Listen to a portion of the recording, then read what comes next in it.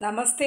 ஸ்கந்தா சிந்தி யூடியூப் சேனலில் இன்றைக்கி நம்ம ராஷ்டிர பாஷா செகண்ட் பேப்பரில் ஃபஸ்ட் ரோமனில் வரக்கூடிய இம்பார்ட்டன்ட் எஸ்ஸே கஹானி அப்படிங்கிற புக்கிலேருந்து வரக்கூடிய இம்பார்ட்டன்ட் எஸ்ஸேஸ் நான் 2 எஸ்ஸேஸ் படிக்க சொல்லியிருக்கேன்.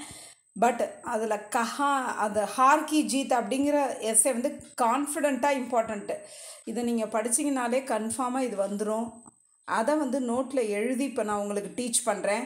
அதாவது ஒரு ஊரில் ஒரு செயிண்ட் இருக்கார், பாபா பாரதி அப்படின்னு சொல்லிட்டு ஒரு செயிண்ட் இருக்கார். அந்த பாரதி பாபா வந்து தன்னோட சொத்து எல்லாத்தையும் மக்களுக்காகவே தியாகம் பண்ணிட்டு ஒரு கோயிலில் வசிச்சிட்ருக்காரு. அந்த மாதிரி இருக்கும்போது அவரிடம் இருப்பது ஒரே ஒரு வெள்ளை குதிரை.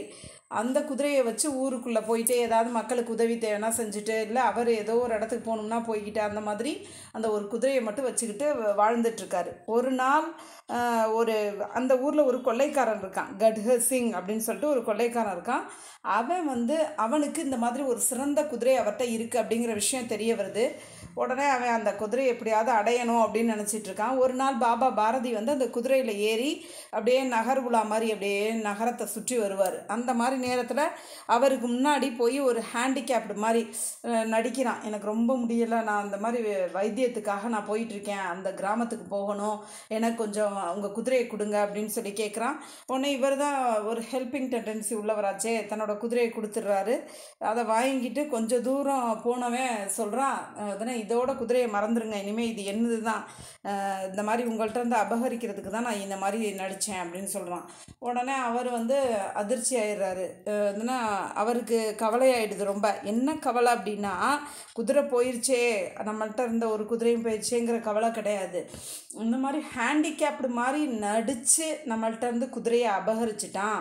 இப்போ பொதுமக்கள்கிட்ட யாராவது வந்து ஏதாவது உதவி கேட்டால் கூட இவங்க நடிக்கிறாங்க அப்படின்னு சொல்லிட்டு எந்த மக்களும் யாருக்கும் எந்த உதவியும் செய்ய மாட்டாங்களே, இப்படி தப்பு பண்ணிட்டானே அப்படிங்கிற வருத்தம் தான் அவருக்கு. அவனையே கூப்பிட்டு அவர் சொல்லிடுறாரு, இந்த மாதிரி நீயே குதிரையை வேணாலும் வச்சுக்க, ஆனால் இந்த மாதிரிலாம் இனிமேல் யார்கிட்டையும் நடிக்காத, இதனால் வந்து மக்களுக்கு ஒரு உதவி செய்யணுங்கிற எண்ணமே போயிடும் அப்படின்னு சொல்லி வருத்தத்தோடு சொல்கிறாரு. அவன் அங்கேருந்து போயிடுறான். பிறகு அன்னைக்கு முழுக்க அவர் சொன்னதை பற்றி யோசிக்கிறான். அவரோட பொருள் போனதுங்கிறது கூட கவலைப்படாமல் இந்த மாதிரி சொல்லியிருக்காரு, இவர் சொன்னது கரெக்டு தான், நம்ம தான் தப்பு செஞ்சிட்டோம் அப்படின்னு சொல்லிட்டு அவனே திருந்தி அவருடைய தினமும் குதிரை எங்கே கட்டி வைப்பாரோ அந்த குதிரை கட்டுற லாயத்தில் கொண்டு வந்து அந்த குதிரையை கட்டி வச்சிட்றான். அந்த மாதிரி அவர் வந்து அந்த தோல்வியிலையும் ஒரு வெற்றி அடைந்து விட்டார். அதான் ஹார்கி ஜீத் அப்படின்னு இதுக்கு பேர் வச்சுருக்காங்க. இப்போ நம்ம இந்த எஸ்ஸையை பார்க்கலாம். கஹானிகார் கா நாம் ஸ்ரீ சுதர்ஷன். கதை ஆசிரியருடைய பெயர் ஸ்ரீ சுதர்ஷன். சுதர்ஷன், இந்த கா, கி, கே இதுதான் அதிகப்படியாக ஹிந்தியில் பயன்படுத்தப்பட்டிருக்கும்.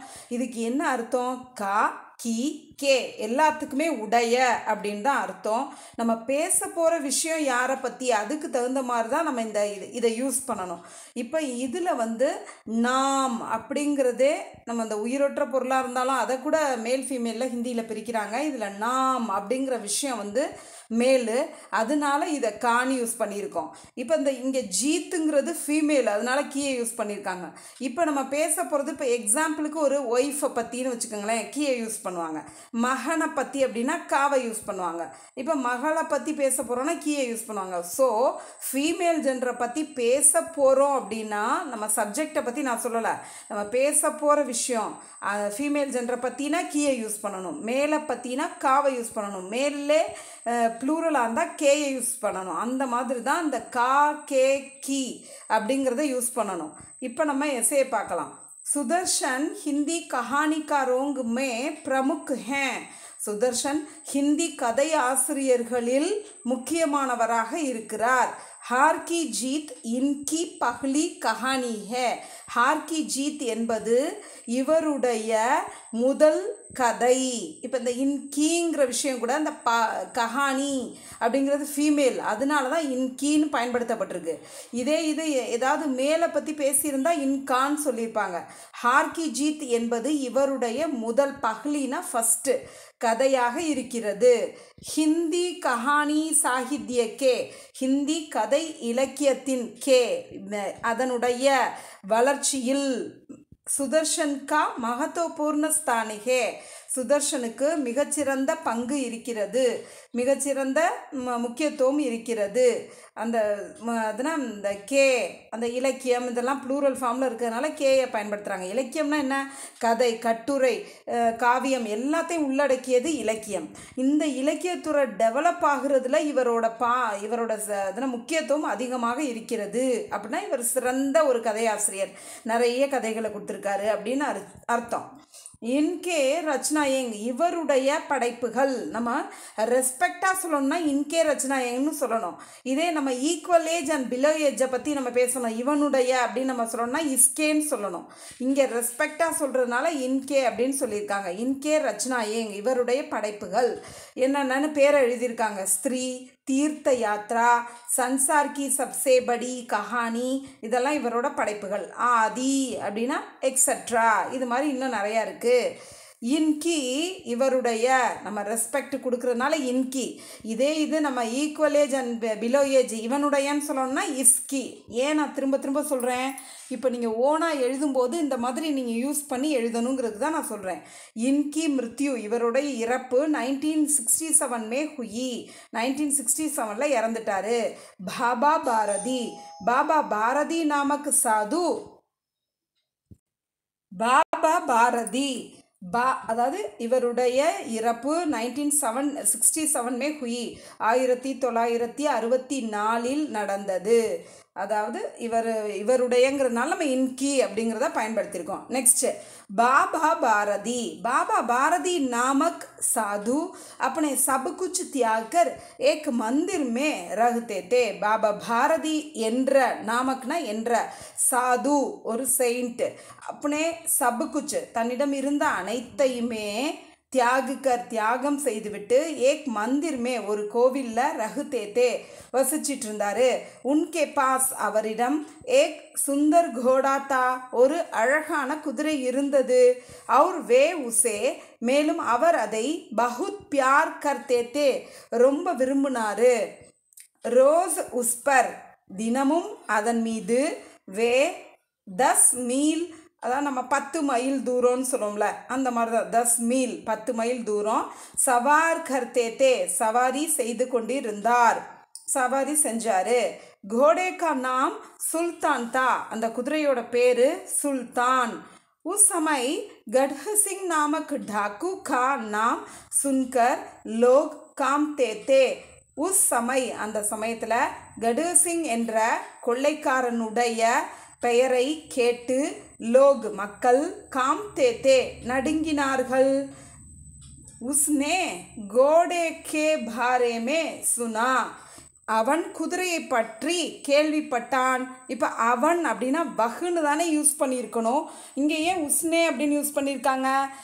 நம்ம பாஸ்ட் டென்ஸில் பேசும்போது அவன் என்ன தெரியுமா செஞ்சான் அப்படின்னு நம்ம சொல்லுவோம்ல. இப்போ ப்ரெசன்ட் டென்ஸ்னால் அவன் சாப்பிடுகிறான், காத்தாகே அந்த மாதிரி சொல்லிடுவோம்.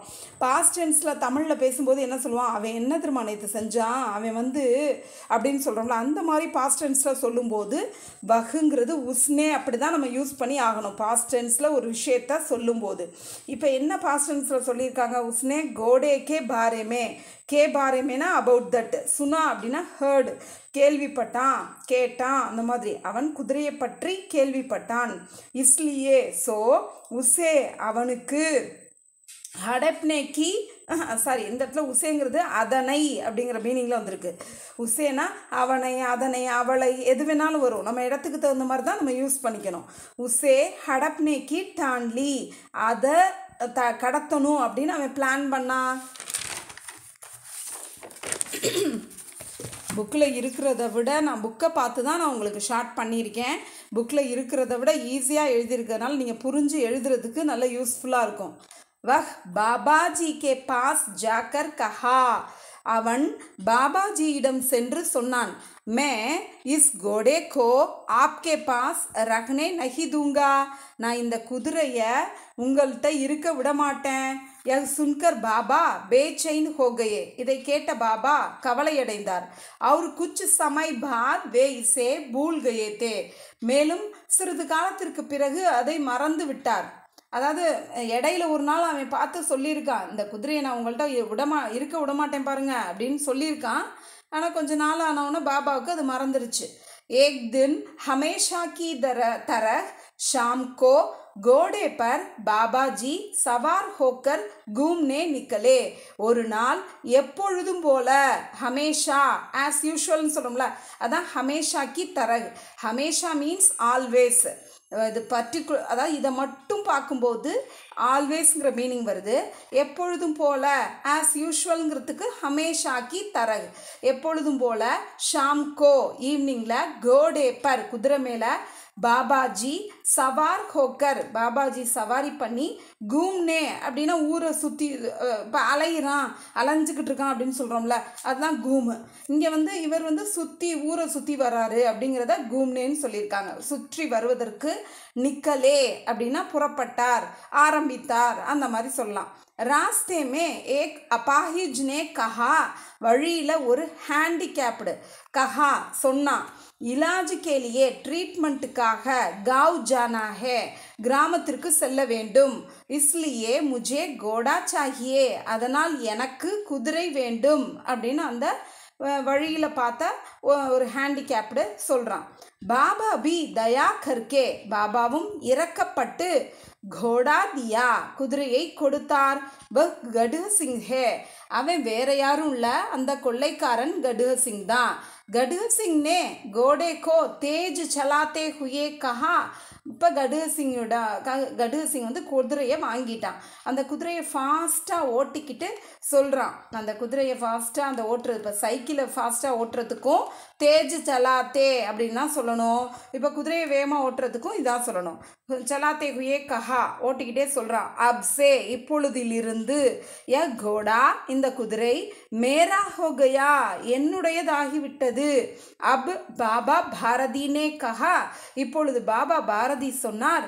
இஸ் கட்னா கே பாரே மே கிசி சே மத் கஹ்னா, இந்த நிகழ்ச்சியை பற்றி நீ யார்கிட்டையும் சொல்லாத அப்படின்னு சொல்கிறாரு. சொல்லக்கூடாது. மத் கஹ்னா அப்படின்னா சொல்லக்கூடாது.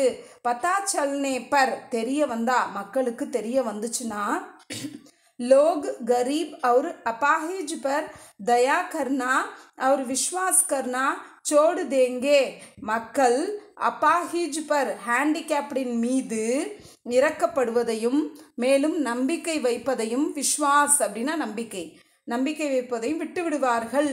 யஹ் சுன்கர் டாக்கு கி ஆங்கேங் குலி, இதை கேட்டு கொள்ளைக்காரனுடைய கண்கள் திறந்ததுங்கிற அர்த்தம் இங்கே கிடையாது. திருந்தி விட்டான், கொள்ளைக்காரன் திருந்து விட்டான். எப்போதுமே ஹிந்தியில் அவன் திருந்திட்டான் அப்படிங்கிறத ஆங்கேங் குழி அப்படின்னு சொல்லுவாங்க. இதுக்கான அர்த்தம் அவன் திருந்திட்டான் அப்படின்னு அர்த்தம். ஆங்குனா ஐஸு, குழின்னா ஓப்பன்டு. ஆனால் இங்கே அந்த மீனிங்கை நம்ம எடுத்துக்கக்கூடாது. அவன் திருந்திட்டான் அப்படிங்கிறது தான் எடுத்துக்கணும். வஹு உசி தின், அவன் அன்னைக்கே அப்படிங்கிறத உசி தின் அப்படின்னு சொல்லணும். கோடேக்கோ அஸ்தபல் மே சோடுகர், அந்த குதிரையை அந்த குதிரை கட்டுற லாயத்தில் விட்டு சலாகயா, போய்விட்டான். பாபாஜி பகுத் குஷ் ஹோகையே, பாபாஜி ரொம்ப ஹாப்பி ஆயிட்டாரு. அவன் திருந்திட்டான் அப்படிங்கிறத நினச்சி அவர் ரொம்ப ஹாப்பி ஆயிட்டாரு.